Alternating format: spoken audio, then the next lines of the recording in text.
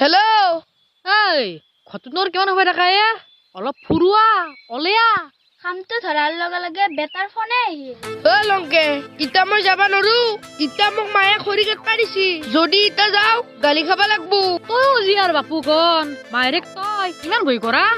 তই এতিয়া সৰু হৈ থকা নাইতো ডাঙৰ হৈছে। আমাৰ পৰা কেবিৰ সন্মুখত মই এতিয়া বহি আছো। অলেয়া দে দে হ'ব দে। কিবাকে মই মায়ক মেনেজ কৰি যাই আছো দে।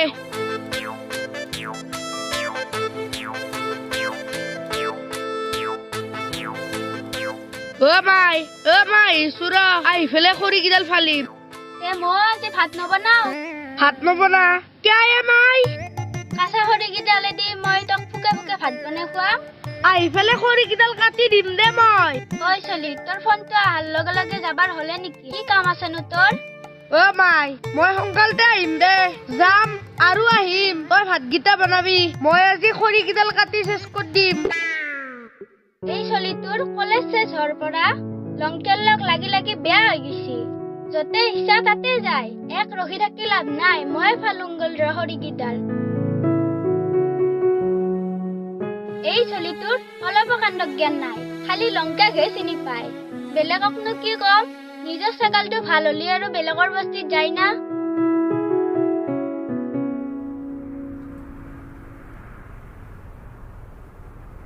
দে কি লংকে ক তাড়াতাড়ি।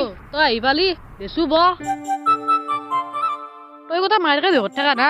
তই যদি এতিয়া বিয়া পাতলি হয় দুটা চলিৰ বাইপা হলি হয়। ফালতু কথা নবকবি দে। মই মায়ৰ গালি খাই আছো। ঘৰত বহুত কাম আছে। কি কবা লগা আছে ক ফটাফট। পুকন জীৱনত ময়ো মাৰ বহুত গালি খাইছো বুজছা। ঘৰত থাকি থাকি আমনি লাগছি। সেইকাৰণে মই অলপমান ওলাই আহিলো। মই বোলো তোকো মাতো তই দুয়া আহিবাই নোখোজায়ে। নহয় লংকে গাঁৱৰ চব চলি চাকৰি ব্যৱসায় কৰি দূৰত দূৰত গুচি গেল। এতিয়া গাঁৱত আড্ডা দিবাৰ কাৰণে এটা চলিও নহা হলে লংকে। তাকে তোৱে আমাৰো গাঁৱত চলিয়ে নহা হৈছে। চাও ৰ কি কৰো।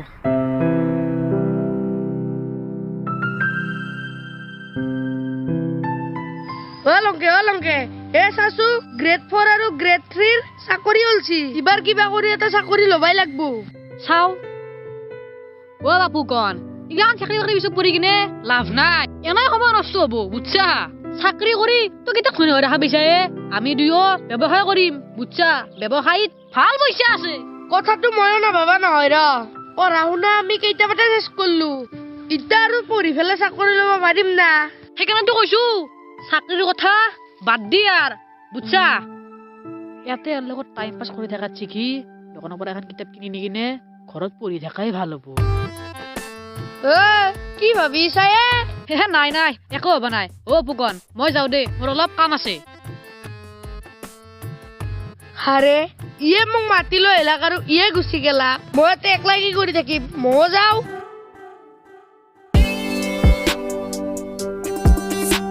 ইবাৰ যেনকে কি হওক চাকৰি এটা লবাই লাগব। আজিকালি এনো চাকৰি নহলি কইনাই নাপায়। ইবাৰ যেনকে হলেও চাকৰি এটা লবাই লাগব। গম পালে কেছটো বেয়া হব। বাদ দি তাৰ কাৰণে অনলাইনটো কৰি থৈ দে বুলি কম দে। নপঢ়াকে পৰীক্ষা দিম বুলি কম। হ'ব দে।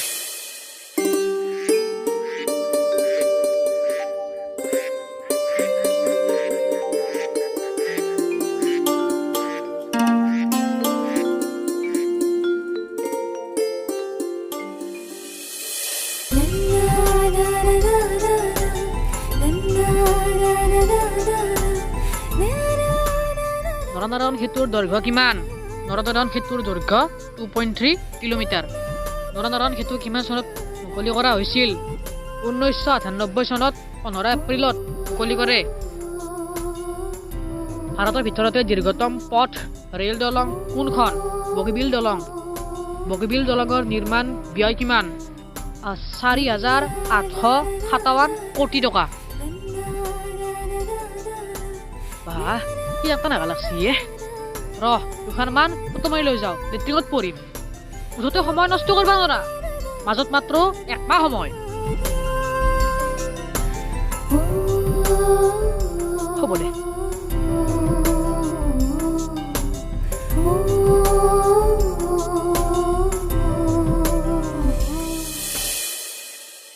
বগীবিল দলঙৰ নিৰ্মাণ আৰম্ভ হোৱা চনটো কি?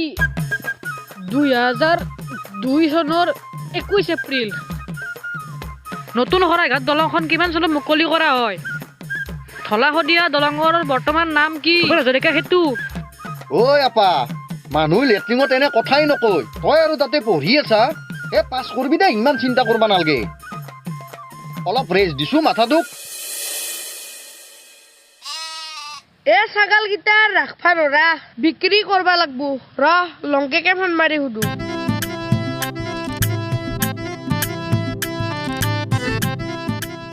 পঢ়াৰ সময়ত যে ডিষ্টাৰ্ব দেই এনে খং উঠে না হেল্ল' কি কৰিছা তোৰ দেখো খবৰ পাতিয়ে নাই তোৰ কোনবা ছাগাল বেপাৰী চিনাকি আছে নেকি নে তই মোক কি বুলি ভাবছে মই কি চাল বেপাৰীৰ লগত ঘূৰি ফুৰো নেকি হা যদি কিবা বেলেগ কথা আছে মোৰ টাইম নাই হা তোৰ টাইম নাই মই দেখো কাম কৰি থাকিলে ফোন কৰি তই মাতি লৈ যায় না তই মনে মনে পঢ়ি আছা পঢ়িবা সময় পালিতো ভালেই আছিল মই দেউতাৰ লগত পিছফালে বেৰা দি আছো দেউতাক কলো কিতাপখন কিনিম বুলি দেউতা ওলাই গালিহে পাচ্ছি তই যে মোক কলি পঢ়ি আছা বুলি না তই পঢ়ি আছা পঢ়িবি দে মোৰ তাতে কিতাপে নাই মই এনেই অনলাইনে কৰি থৈ দিছিলো তই আমাৰ তাতে নাহাই কিয়া ছাগাল কেইটা বিক্ৰী কৰবা লাগিছিল নাই মই যাবা নোৱাৰো মোৰ তোৰ বিয়ে হৈ আছে মাত্ৰ মই দাদাত খালো কিবাকে আছো তোৰ দেখো কথাৰে মিল নাই একবাৰ কোৱা দেউতাৰে লগত বেৰা দি আছো বুলি একবাৰ কোৱা পেটৰ বিষ হৈছে বুলি দে তই নাহা মই গম পাইছো দে বাপৰে বাপ কিবাকে বাচলো দে আৰু অলপ পঢ়াই ভাল হ'ব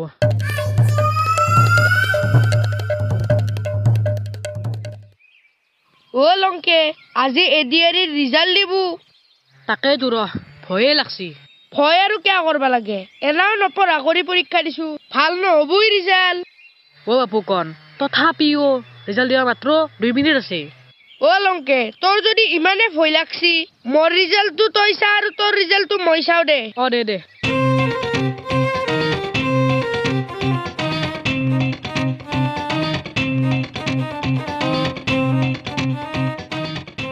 বাপু কন বাপু কন কিয়ে নকাই কি আমার বুকুখান সমবাৰ উচি তই ফেল কি লংকে তই পাস কি তই মোৰ কত গৈ মই যাও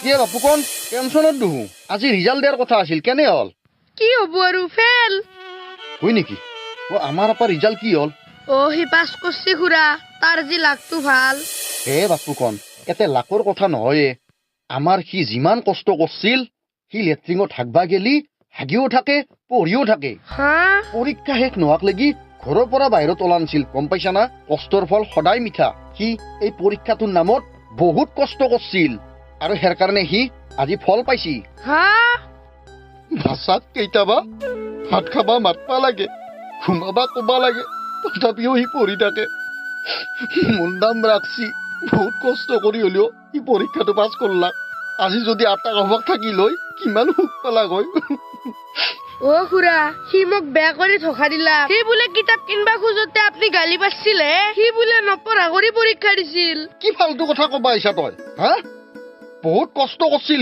সি পঢ়াৰ কাৰণে খাৱা লোৱাই বাদ দিছিল পাছ কৰা দেখি সি তোৰ হিংসা লাগছি যা তই মোৰ চলিৰ লগ নালগিবি কোনে সঁচা কৈছি কোনে মিছা কৈছি একো ধৰবাই নৰিয়ে ই বন্ধুৰ নামত কলংক এনে বন্ধু থাকাত চাগে শত্ৰু থাকাই ভাল ring